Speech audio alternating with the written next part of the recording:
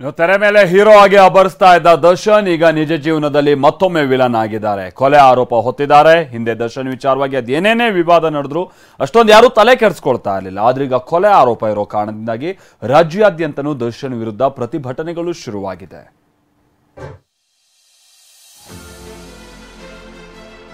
ಮೆರವಣಿಗೆಯನ್ನು ಮಾಡುತ್ತಿದ್ದೇವೆ.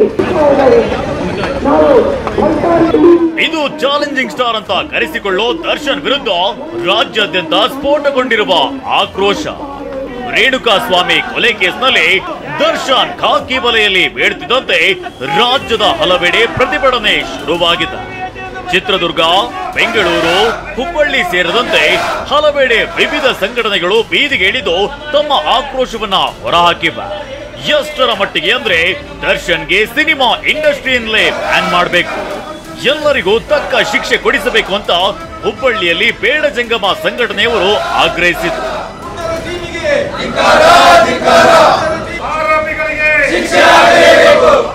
ಚಿತ್ರದುರ್ಗದಲ್ಲೂ ಇವತ್ತು ಬೃಹತ್ ಪ್ರತಿಭಟನೆ ಹಮ್ಮಿಕೊಳ್ಳಲಾಗಿತ್ತು.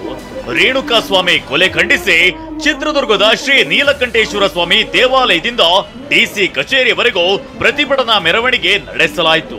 ಮಹಾತ್ಮ ಗಾಂಧಿ ವೃತ್ತದಲ್ಲಿ ಮಾನವ ಸರಪಳಿ ನಿರ್ಮಿಸಿ ಮೌನಾಚರಣೆ ಮಾಡಿದ್ರು. ನಟ ದರ್ಶನ್ ಭಾವಚಿತ್ರಕ್ಕೆ ಬೆಂಕಿ ಹಚ್ಚಿ ಚಪ್ಪಲಿಯಿಂದ ತುಳಿದು ಆಕ್ರೋಶವನ್ನ ಹೊರಹಾಕಿದ್ರು. ಬೆಂಗಳೂರಿನಲ್ಲಿ ಸರ್ವ ಸಂಘಟನೆಗಳ ಸದಸ್ಯರು ಸಹ ದರ್ಶನ್ ವಿರುದ್ಧ ಕಿಡಿಕಾರಿದ್ದಾರೆ. ಕೊಲೆ ಆರೋಪ ಹೊತ್ತ ದರ್ಶನ್ ಚಿತ್ರರಂಗದಿಂದಲೇ ಬ್ಯಾನ್ ಆಗಬೇಕು ಅಂತ ಆಗ್ರಹಿಸಿದ್ದಾರೆ. ಚಲನಚಿತ್ರ ವಾಣಿಜ್ಯ ಮಂಡಳಿ ಅಧ್ಯಕ್ಷ NM ಸುರೇಶ್ಗೆ ಮನವಿ ಮಾಡಿದ್ದಾರೆ. ಕಾನೂನು ಮೂಲಕ ಮೊರೆ ಹೋಗ್ಬಿಟ್ಟು ಅವನು ಏನೋ ಕಾನೂನು ರೀತಿಯಲ್ಲಿ ಆ ಥರ ಪನಿಷ್ಮೆಂಟ್ ಕೊಡುವಂಥ ಕೆಲಸ ಮಾಡಬೇಕಿತ್ತು. ಆ ಸತ್ಯಾಸತ್ಯತೆಗಳನ್ನು ಅರ್ಥ ಮಾಡಿಕೊಳ್ಳದೆ ಏಕಾಏಕಿ ಕಾನೂನನ್ನು ಕೈ ತಗೊಂಡು ಒಬ್ಬ ಮನುಷ್ಯನಿಗೆ ಅಮಾನುಷರಿಗೆ ಕೊಲೆ ಮಾಡಿರೋದು ಯಾರು ಮಾಡಿದ್ರೆ ಗೊತ್ತಿಲ್ಲ, ಮಾಡಿದ ತಪ್ಪು ಅಂತ ಈಗ ಗಂಟಾಘೋಷ ಹೇಳ್ತೀನಿ ನೋಡಿ. ಎಲ್ಲರಿಗೂ ಕೂಡ ಇನ್ನು ಚಿತ್ರನಟಿ ಉಮಾಶ್ರೀ ಘಟನೆ ಕುರಿತು ಆಘಾತ ವ್ಯಕ್ತಪಡಿಸಿದ್ರೆ, ನಟ ಜಗ್ಗೇಶ್ ಸಹ ಕೊಲ್ಲುವ ಅಧಿಕಾರ ಜೀವನಿಗಿಲ್ಲ ಅಂತ ಶ್ಲೋಕವನ್ನ ಟ್ವೀಟ್ ಮಾಡಿದ್ದಾರೆ. ಆ ಮೂಲಕ ಪರೋಕ್ಷವಾಗಿ ದರ್ಶನ್ ಪ್ರಕರಣವನ್ನ ಉಲ್ಲೇಖಿಸಿದ್ದಾರೆ. ಅತ್ತ ವಿಪಕ್ಷ ನಾಯಕ ಆರ್ ಅಶೋಕ್ ರಾಜ್ಯದಲ್ಲಿ ಕಾನೂನು ಸುವ್ಯವಸ್ಥೆ ಇಲ್ಲ ಅನ್ನೋದಕ್ಕೆ ದರ್ಶನ್ ಪ್ರಕರಣವು ಸೇರಿದೆಯಂತ ಹೇಳಿದ್ದಾರೆ. ಗೃಹ ಸಚಿವ ಪರಮೇಶ್ವರ್ ದರ್ಶನ್ ಕಾನೂನು ಕೈಗೆತ್ತಿಕೊಂಡಿದ್ದು ತಪ್ಪು ಎಂದಿದ್ದಾರೆ. ಅಲ್ಲ, ಪೂರ್ತಿ ಕಾನೂನು ಸುವ್ಯವಸ್ಥೆ ಹೊರಟೋಗಿದೆ ಅಂತ ಹೇಳಿದ್ನಲ್ಲ, ಅದರಲ್ಲಿ ಇದು ದರ್ಶನ್ ಸೇರಿಸ್ಕೊಂಡು ಕಂಪ್ಲೇಂಟ್ ಕೊಡ್ಬೋದಾಗಿತ್ತು. ಅವ್ರು ಯಾರು ಕಂಪ್ಲೇಂಟ್ ಕೊಟ್ಟಿದ್ರೆ ಪೊಲೀಸ್ನವರು ಇಮಿಡಿಯೇಟ್ ಆಗಿ ಆಕ್ಷನ್ ಮಾಡೋರು.